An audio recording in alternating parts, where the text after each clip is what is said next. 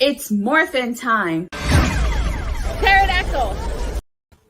Hi there, this is Datila with 3 Inches of Wrestling, Light Wrestling Time Post Show, and for tonight I will be reviewing both AEW Rampage and Friday Night Smackdown, but let's kick things off with AEW Rampage. Alright, so AEW Rampage kicked off with the trios match. It was Blackpool Combat Club versus the Gunn Club. Okay, so this match was freaking amazing, incredible. What I really liked, one of the spots that I liked was when Moxley gave the Gunn Club a double DDT. He gave it to Austin and Colt. The only thing when he did not hit was Billy Gunn. I also really liked when Billy Gunn said "suck it" to Yuta, which I thought was hilarious. And then, but the thing that I really liked was that Yuta was impressive. He certainly does belong in Blackpool Combat Club.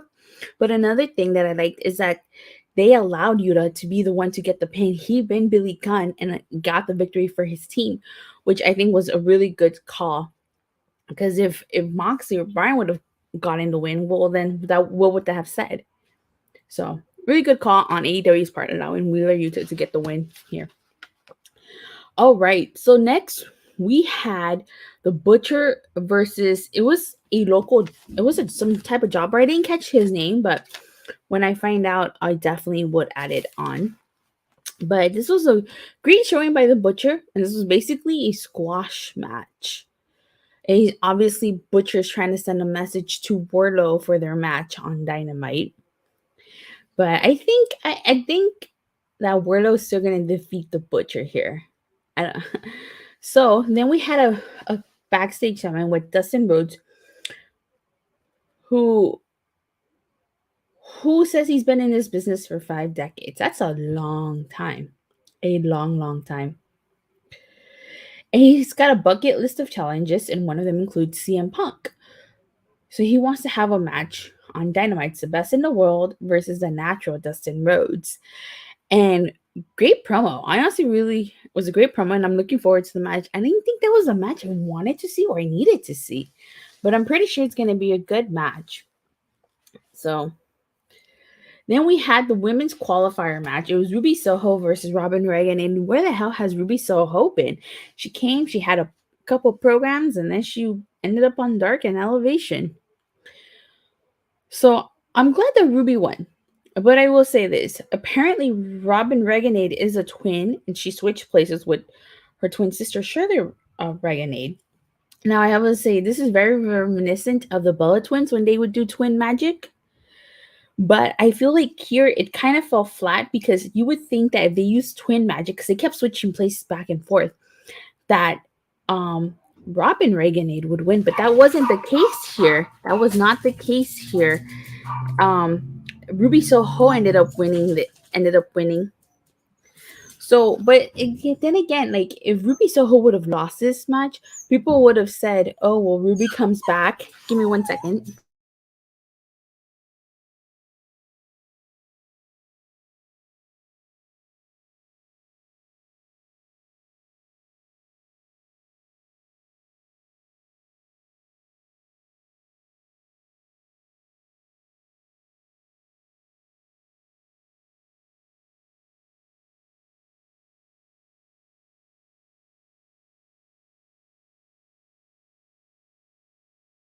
I do apologize about that.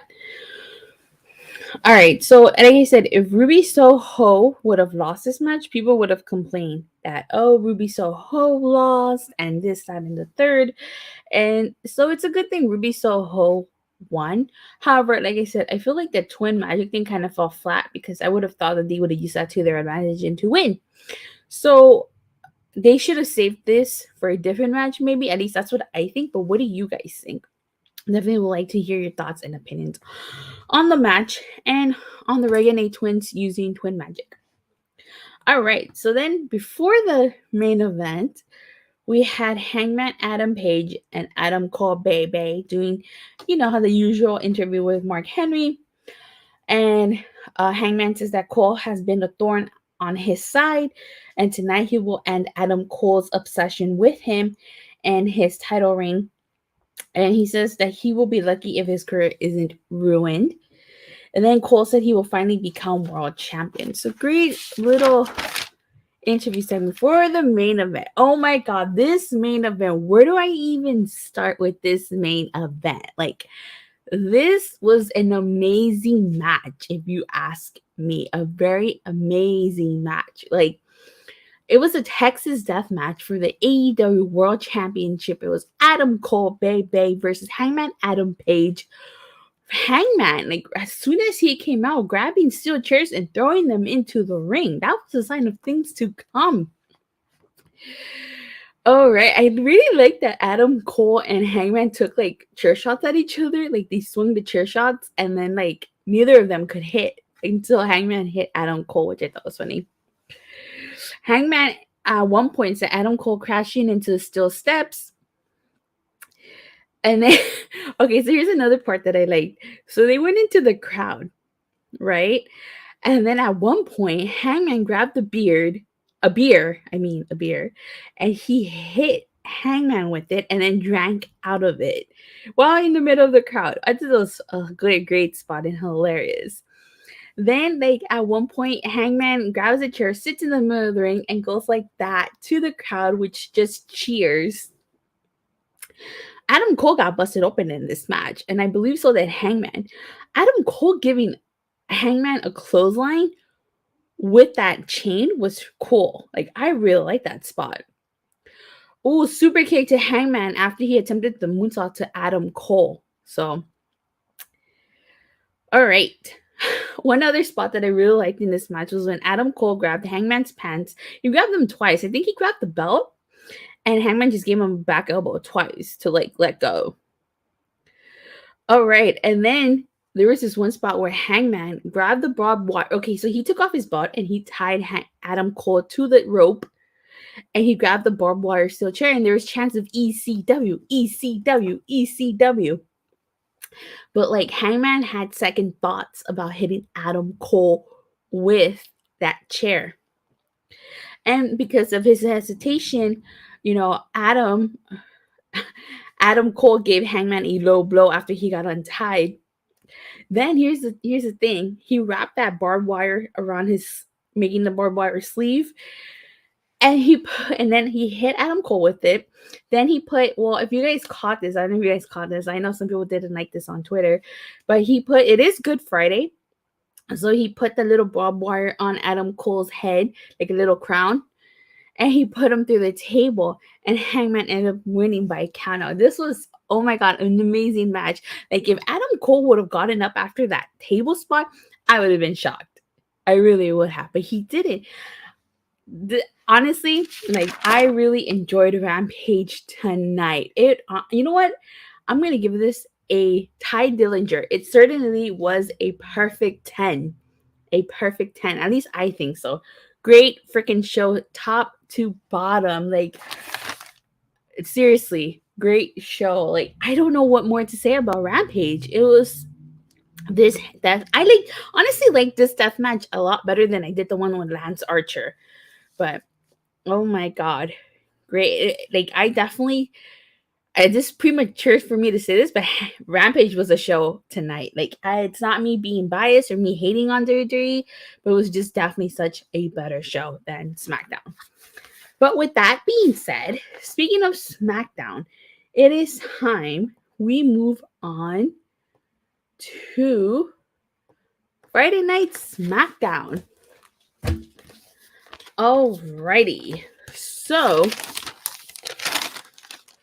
SmackDown kicked off with an RKBro segment. Basically, then Matt Riddle saying that they're stoked to be on SmackDown, and especially he's stoked to be there with Randy Orton. And since the Usos came to Raw, which is their show, they decided to go to SmackDown, which is the Usos show. And the Usos basically come out and say that RKBro is on. And the whole gist of this segment, I'm just going to go say it, is that RKBro accepts the Usos challenge to unify the titles. And of course, the Usos cheap shot Matt Riddle. And then we find out later in the night that it's going to be Riddle versus Jimmy Uso in the main event on SmackDown.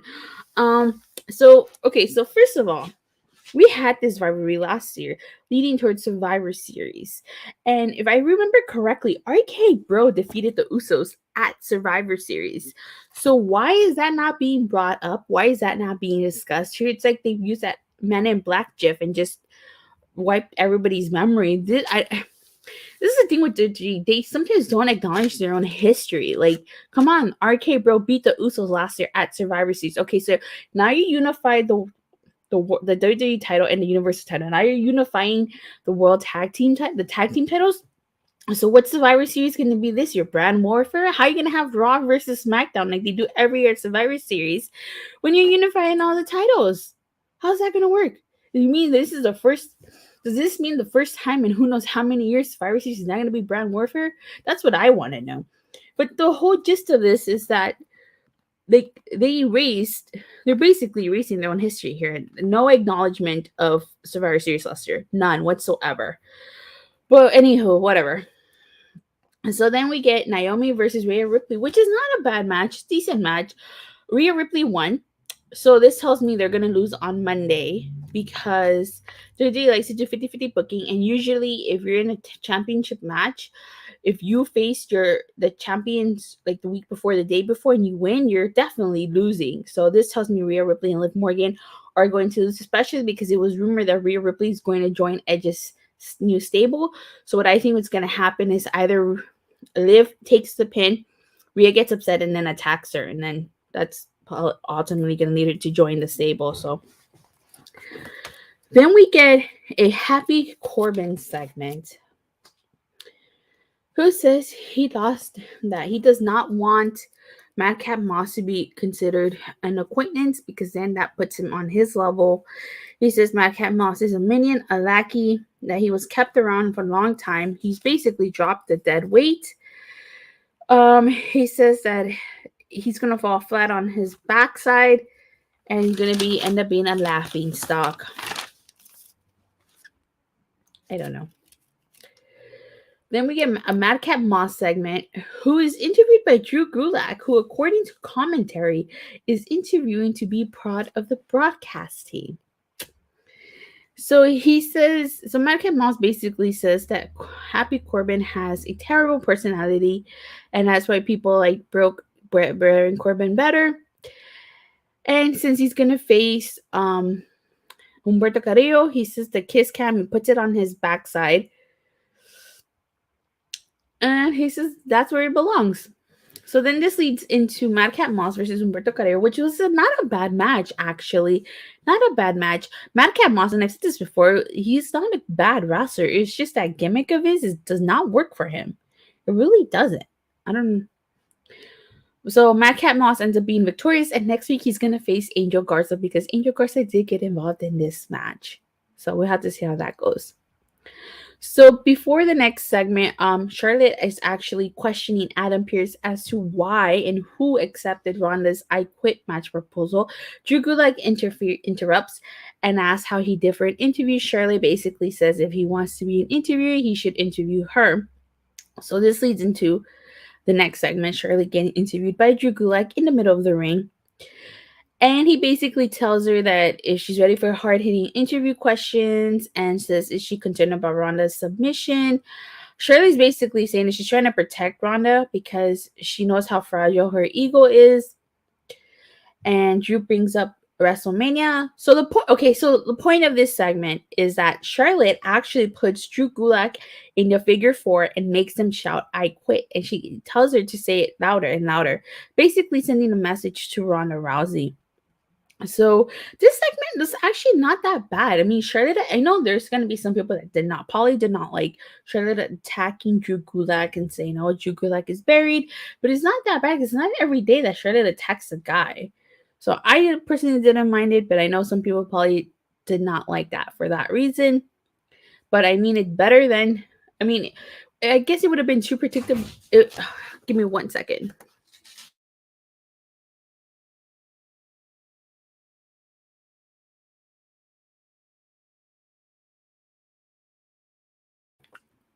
I guess it would have been too predictable if Charlotte did this to Kyla Braxton or to the other interviewer backstage. So, and it was totally unexpected for her to attack Drew Gulak. I was not expecting that, honestly. So then we get Drew McIntyre versus Sami Zayn, a rematch from last week because Sami Zayn walked out of the match, even though he tries to deny it. So before the start of the match, Sami Zayn says that his reputation has taken a massive hit, especially since people thought he ran away from Drew McIntyre. He says that he will gain the respect that he is owed. And as a master strategist, everything he does, there's a reason for it. So then this basically starts the match as Sami Zayn tries to run away multiple times, at one point hiding behind Pat McAfee, trying to use him as a human shield. That doesn't work. Sami Zayn ends up rolling out of the ring. So it's a typical Sami Zayn running away thing, you know, and of course Drew McIntyre wins by countout just like last week.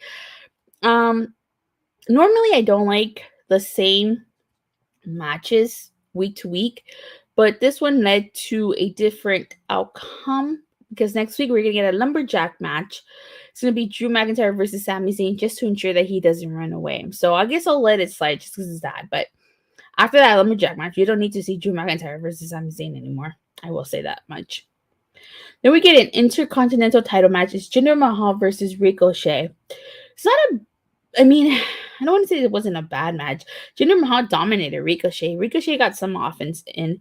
Of course, Shanky tried to pull Jinder Mahal out of harm's way. Ricochet took out both men. And he actually ended up beating Jinder Mahal. So I'm surprised there. Thank God he won. But I don't know where Ricochet goes from here. I mean, is he going to do open challenges? He said that he's a fighting champion. So I don't know. Then we get a backstage segment with, I guess, Fight Night, Butch, Sheamus, and Ridge Holland, who says that they have bigger fights over the remote, and Butch needs to handle his anger. She shoves Sheamus, and he basically disappears, and it turns out he disappears because he's going to go attack the New Day. I will say this. I don't understand why they're giving so much time and effort to this faction. No disrespect to Sheamus, but it's like Ridge Holland broke Big E's neck. Like, I don't know why he's still getting TV time. Seriously. I really don't. So then we get a Lacey Evans segment. They're really trying to get her. I mean, she's a babyface already just based on these segments. She's pouring her heart out into these segments, and she's basically telling her life story. And I'm pretty sure there's going to be people that sympathize and relate to her. You know, I honestly think it's a good look for her. Obviously, she's probably going to be the babyface. There's no way she could be heel after these things. But I'm curious to see when she's going to come back. But then they had to kind of ruin it by cutting backstage to a women's locker room. And you see Natty referencing when SmackDown used to be the land of opportunity. SmackDown 2016. Probably the best version of SmackDown, if you ask me. Well, one of the best versions of SmackDown. And Shayna Baszler is there. She says that people don't have no respect for legends like them. Then Raquel Rodriguez introduces herself to Natty and to Shayna. I don't know what the point of that is. Where the hell Shotzi? Where's Xia Li? Where's Aaliyah? I mean, you brought up Raquel Rodriguez. And for what? Then in the main event, you had Jimmy Uso versus Riddle, which was not a bad main event. I thought it was a decent main event. I liked it. But it's a typical Riddles versus Usos match. You got Randy Orton on the side. You got Jey Uso on the side. Interfering, distraction there, here, and there.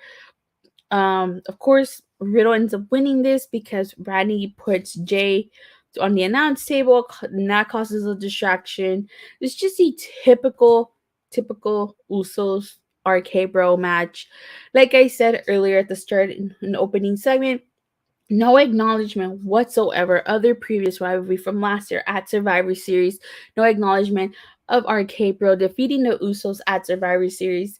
I don't know. Like, it wasn't a bad match, but they're gonna unify the tag titles. It's official at WrestleMania Backlash.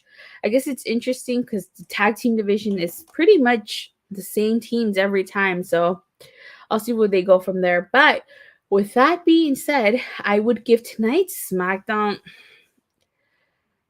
5 out of 10. It was okay. Wasn't terrible, but it was just okay.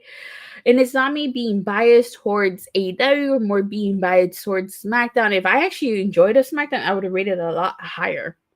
But I just, honestly, watching SmackDown after tonight's Rampage just totally hits differently. Normally, when you watch SmackDown first and then Rampage, it's like, okay, well, you got through SmackDown. Now there's Rampage, and it just hits differently. But with that being said, thank you guys all so much for watching. And for your continued support, please don't forget to like and subscribe. Make sure you hit that bell so you get notified whenever I go live or release a new video. And I'll see you guys tomorrow after AEW Battle of the Belts. So, bye.